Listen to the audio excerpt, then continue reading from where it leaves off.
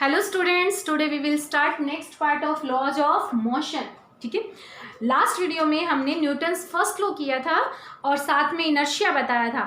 And Newton's first law क्या था? It defined the inertia. What is the inertia? Inertia is inability of an object due to which it can not change its state, ठीक है, without any external force apply on the body. ठीक है, it remain in the same state, means अगर object जो है आपका rest में है तो रेस्ट में ही रहेगा, मोशन में है then that remain in the uniform motion. जो डायरेक्शन होगी वो भी क्या रहेगी? सेम रहेगी। ठीक है, तो अब आगे हम लोग इसको फर्दर लेके चलते हैं। Inertia, inertia has three types: inertia of rest, inertia of motion and inertia of direction. तो सबसे पहले आपका है इनर्शिया ऑफ रेस्ट। इसमें आप किस तरह से डिफाइन करेंगे? It is the inability of an object due to which an object remain in the rest position unless any external force applied on the body। जब तक बॉडी पर एक्सटर्नल फोर्स नहीं लगेगा बॉडी आपकी रेस्ट में ही रहेगी। And this inability is called the inertia of rest. ठीक है, एग्जाम्पल लेके चलते हैं। Any passenger sat in a bus and then suddenly bus move forward। ठीक है, बस सडनली मूव होना शुरू कर गई अपनी फॉरवर्ड डायरेक्शन में। अब जो पैसेंजर के फुट हैं that touch with the floor of the बस, वो बस के फ्लोर के साथ टच में है। तो फुट जो है मीन्स आप कह सकते हो कि lower part of the passenger that will come in the motion. ठीक है, क्योंकि बस जो है वो आपकी मोशन में है तो lower part of the passenger भी क्या हो जाएगा? वो आपका मोशन में आ जाएगा। But upper part of the passenger remain the rest. ठीक है, वो अपर पार्ट कहाँ है? रेस्ट में ही है। तो जैसे ही सडनली बस आपकी फॉरवर्ड मोशन में आई then passenger fall in the backward direction. ये आपने कई बार फील भी किया होगा। सेकेंड एग्जाम्पल लेते हैं। कई बार आपने घर पर देखा होगा मदर जो है गद्दे वगैरह जो हमारे होते हैं उनकी डस्ट हटाने के लिए उनको बीट करते हैं। तो क्यों करते हैं? जैसे ही हम उनको बीट करते हैं, ठीक है, तो जो पार्टिकल हैं आपके पार्टिकल ऑफ द कारपेट, हम लोग कारपेट कंसीडर कर लेते हैं, तो वो क्या आ जाते हैं? इन मोशन में, that comes under the motion. ठीक है, particle of the carpet comes under the motion but the dust particle remain at rest. वो रेस्ट पर ही रहते हैं। तो आपके जो पार्टिकल ऑफ कारपेट है that comes in the motion but dust जो है आपकी मोशन पे है वहीं पर ही, तो वो कहाँ हो जाएगी? नीचे फॉल डाउन हो जाएगी। ठीक है, so we can take also this example. अब आपका नेक्स्ट है एग्जाम्पल ही लेके चलते हैं। बुलेट है, ठीक है, जैसे ही बुलेट आपकी गन से आप फायर करते हो तो बुलेट आपकी फॉरवर्ड डायरेक्शन में जाती है बट आपकी जो गन का पीछे का हिस्सा था वो क्या था? आपका रेस्ट पे था, तो वो कहाँ जाता है? In the backward direction. Okay, so these are some example of the inertia of rest. Now the inertia of motion. ठीक है, तो इसको किस तरह से डिफाइन करेंगे? It is the inability of an object due to which it remain in the uniform motion until or unless any external force applied on that body। ठीक है, जब तक हम उस ऑब्जेक्ट पर एक्सटर्नल फोर्स अप्लाई नहीं करेंगे बॉडी आपकी यूनिफॉर्म मोशन में ही रहेगी। ठीक है, it is the inability of that object. Okay, so this is the inertia of motion. Example लेते हैं इसका। अब जो बस है हम लोग कह रहे हैं कि वो आपकी मोशन में है, ठीक है, and suddenly the bus is stop. Bus क्या हो गई? आपकी स्टॉप हो गई। Again lower part of the passenger और you can say that foot of the passenger touch with the floor of the bus. ठीक है, वो फ्लोर ऑफ बस से टच है तो वो भी क्या हो जाएंगे? सडनली आपके वो रेस्ट पर आ जाएंगे। But the upper part of the passenger, जो अपर पार्ट ऑफ पैसेंजर है that remains in the motion, वो आपका मोशन में ही है, जिसकी वजह से जैसे ही सडनली बस आपकी स्टॉप होती है तो जो पैसेंजर है वो आगे की तरफ गिरता है। ठीक है, अनदर एग्जाम्पल हम लेके चलते हैं। बस आपकी मूव कर रही है और जब वो स्लो डाउन हो जाती है पैसेंजर उसमें से उतरने की कोशिश करता है तो वो आगे फॉरवर्ड में आपका मूव करके उतरता है। क्यों? क्योंकि जो upper part of the body है, ठीक है, वो आपका मोशन में ही है, बट जो lower part of the passenger है that touch with the ground और उसकी वजह से वो रेस्ट में आ जाता है। लेकिन अपर पार्ट क्या है? वो मोशन में ही है, जिसकी वजह से उसका मोशन क्या होता है? फॉरवर्ड डायरेक्शन में होता है। नेक्स्ट है इनर्शिया ऑफ डायरेक्शन। सेम ये भी, and any body can not change its direction until unless any external force is not applied on the body, ठीक है, जब तक कोई भी एक्सटर्नल फोर्स अप्लाई नहीं होगा बॉडी की डायरेक्शन चेंज नहीं होगी, ठीक है। एग्जाम्पल लेते हैं, जैसे ही बस जो है कर्व पाथ पर जाती है देन वो क्या हो जाती है, सडनली टर्न हो जाती है, जिसकी वजह से हम लोगों को भी एक जो फोर्स है वो एक्सपीरियंस होता है और हम लोग अवे फ्रॉम द कर्व वो फॉल डाउन होते हैं, ठीक है। सेकेंड एग्जाम्पल, सपोज करो एक थ्रेड पर हमने क्या किया, स्टोन को हमने टाई कर लिया और उसको हम लोग रोटेट करवाते हैं, सडनली जो है वो आपकी जो स्ट्रिंग है या आप कह सकते हो थ्रेड है वो ब्रेक हो गया, ठीक है। जो स्टोन है that moves tangentially to the circular path, जो उसका सर्कुलर पाथ होगा उसके टेंजेंसली मूव करेगा because it can not change its position, ठीक है, जब तक हम लोग कोई भी एक्सटर्नल फोर्स नहीं अप्लाई करेंगे। तो जैसे ही ये जो थ्रेड है वो ब्रेक हुआ, ये जो स्टोन था आपका ये tangentially to this circular path move कर जाएगा। So this is the inertia part, inertia of rest, inertia of motion and inertia of direction. Now the Newton second law, but Newton second law से पहले you must understand some things like the linear momentum and the force, ठीक है। Force क्या होता है ये हमने last video में किया ही था। अब फोर्स की वैल्यू देखिए, आपके पास फोर्स क्या है आपका m into A, F is the vector quantity, A भी क्या रहेगी आपकी वेक्टर क्वांटिटी, A क्या है आपका एक्सेलरेशन, ठीक है, बाय विच इट मूव, ठीक है। तो F equal to m into a, right. F की जो यूनिट होती है, यूनिट ऑफ F वो क्या होती है आपकी, अगर मैं यहां से निकालूं यूनिट तो क्या आई, केजी मीटर पर सेकेंड स्क्वायर, और इसको कन्वर्ट हम एसआई में बोला जाता है न्यूटन, एन से रिप्रेजेंट इसको किया जाता है, ठीक है। नाउ सीजीएस यूनिट में अगर हम लोग एफ की यूनिट निकालें तो सीजीएस यूनिट में क्या आ जाएगी इसकी यूनिट, ग्राम सेंटीमीटर पर सेकेंड स्क्वायर, ठीक है। और इसको बोला जाता है डाइन्स, डाइन, ठीक है।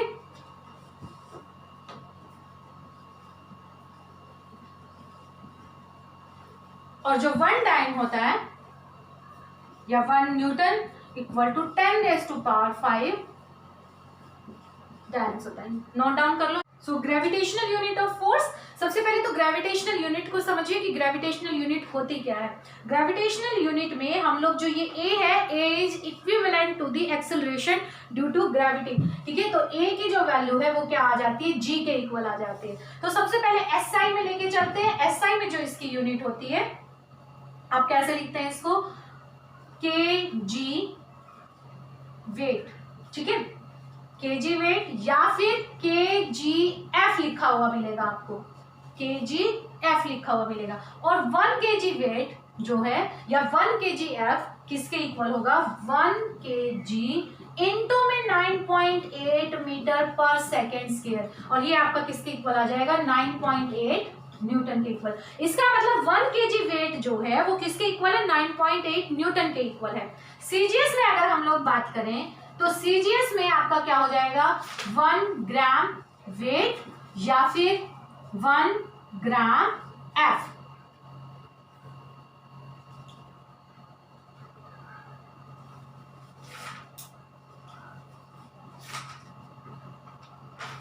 ठीक है।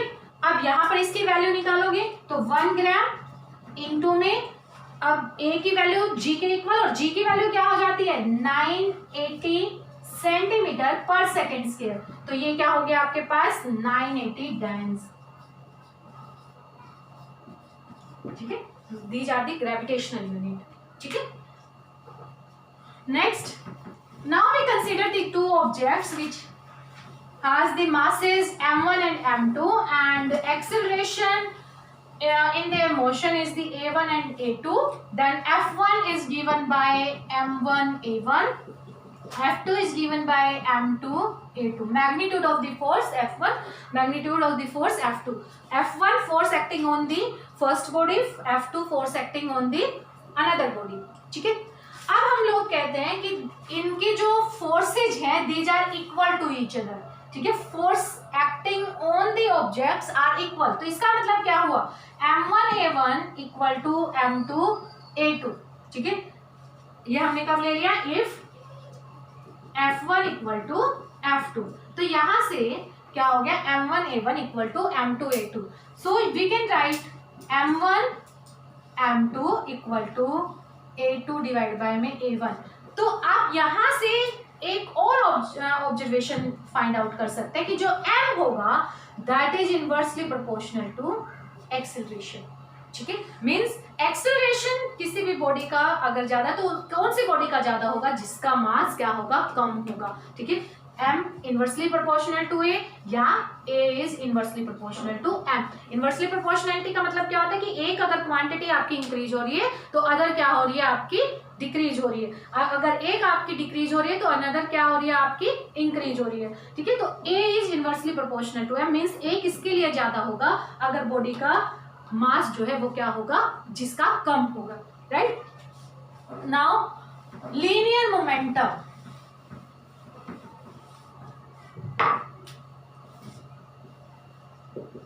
सेकेंड लॉ जो है इसी के ऊपर बेस्ड है, ये linear momentum,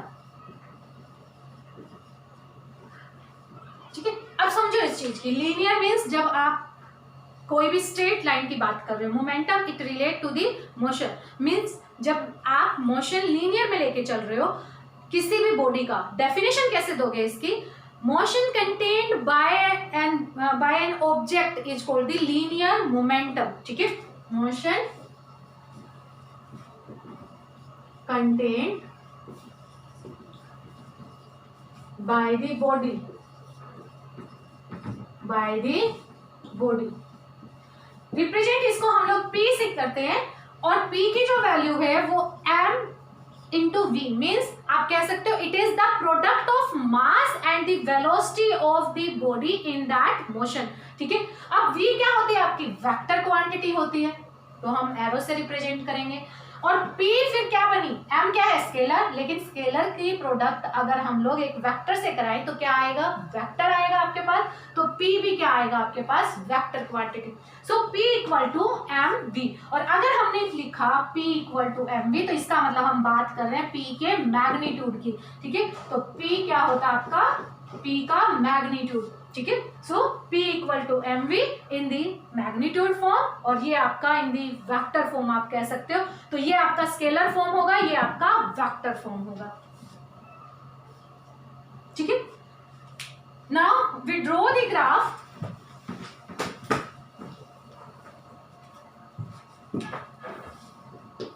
p equal to we have mv, it means p is directly proportional to m, p is directly proportional to v, and also m is inversely proportional to v, you can check from this formula, okay।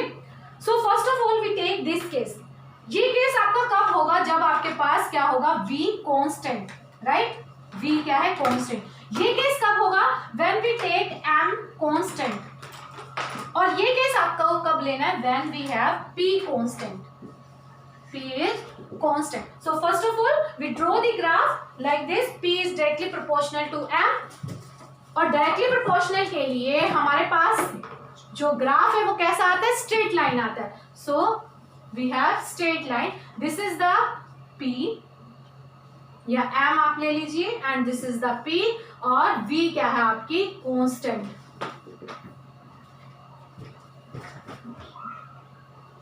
Okay. Second graph, p is directly proportional to v, तो इसके लिए ये p, ये v, और ये आपका दोनों के बीच में ग्राफ आ गया। ये ग्राफ कब आएगा आपके पास, जब हमारे पास m क्या है, कांस्टेंट, m is कांस्टेंट, ठीक है, नोट इट डाउन।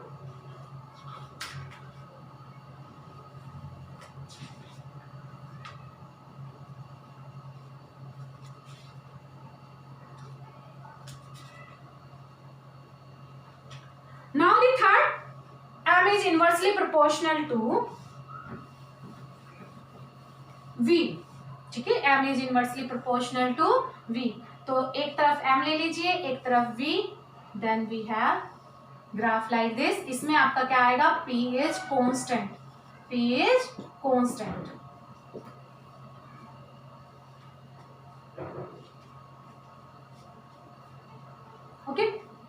तो ये आपका हुआ m is inversely proportional to, ये आपका हुआ p is directly proportional to m, यहाँ पर p is directly proportional to v। ठीक है, तो ये है आपका linear momentum. Now we take the case for these 3 cases. फर्स्ट p is directly proportional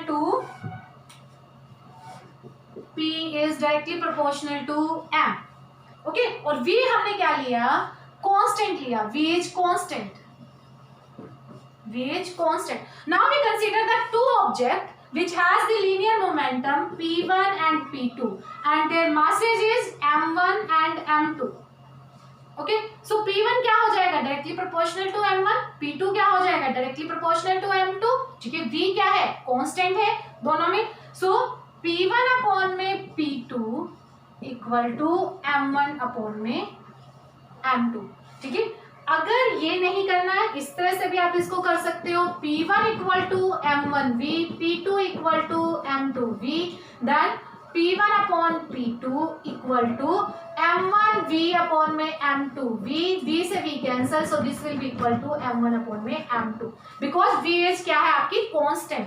next है आपका second, p is directly proportional to v। कब है ये केस, जब आपके पास m क्या है, कांस्टेंट है, m constant.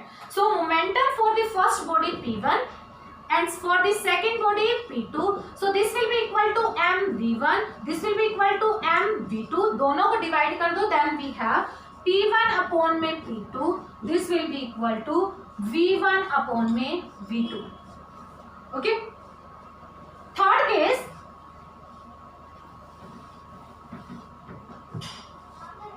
in the third, m is inversely proportional to v। कब था ये, जब p हमारे पास क्या था, p is constant। अब p क्या है आपका, कांस्टेंट है। For the first body we have p equal to m1 v1 and same p equal to होगा आपका m2 v2, because p is क्या है, कांस्टेंट है। Okay, so p is equal to m1 v1 and p is also equal to m2 v2। Okay, for this we take two bodies which has the masses m1 and m2, velocity v1 and v2, इन दोनों को क्या कर दो, divide कर दो आपस में। So p upon में p equal to m1 v1 m2 v2, p से p cancel, so we can write m2 v2 equal to m1 v1 and then we can write m1 upon में m2 equal to v2 upon में v1। ठीक है, तो ये था linear momentum, और वहाँ उसमें हमने जो ग्राफ ड्रॉ किए, राइट। सो आज के लिए इस वीडियो में इतना ही। If you like it then subscribe my channel. Thank you very much.